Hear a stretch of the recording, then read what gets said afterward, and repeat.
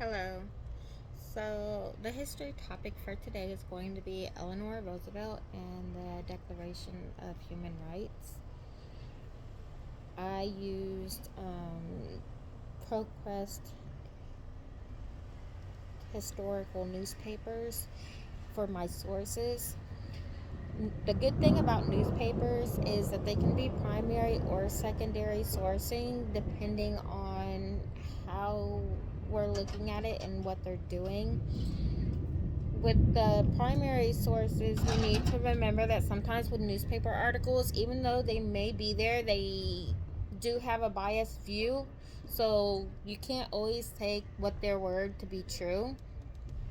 And as far as them being secondary sources, it's because sometimes they're not actually there. They're speaking for the public, or they're doing something out of memory or celebration of something.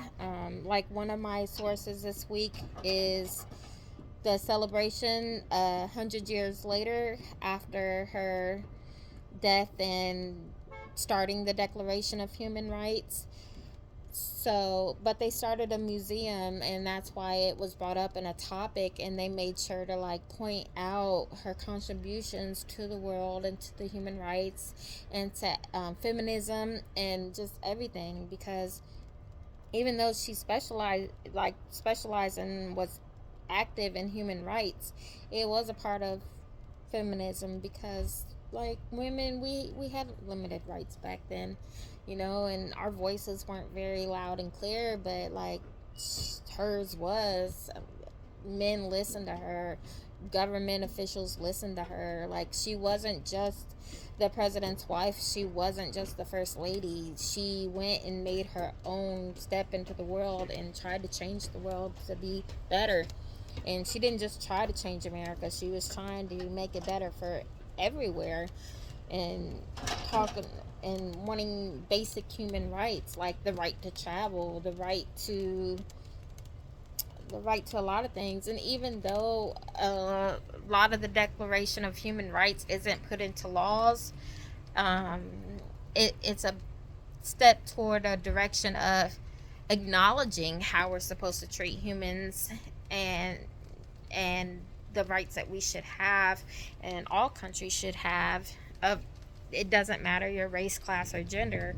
This basic human rights and needs, which we still have a lot of progress to make, obviously. But she did get to see a lot of changes in her time, and there's been a lot of changes since her death. And it's like these articles, they're good sources to have and back up like the primary sources that you find as far as the Declaration of Human Rights and those that signed it.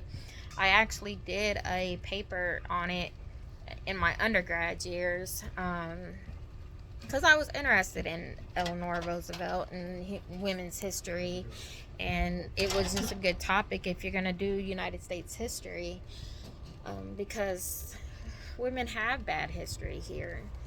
So it's like, and humans in general have bad history everywhere. Like, it's just a lot of rights that need to be fought and a lot of things that need to change still. But we can see by looking into the past and looking now, the evolution and how things have changed.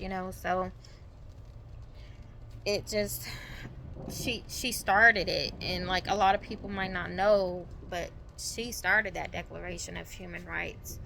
A woman of her time, like, it's something to be proud of in women history, because she made it happen.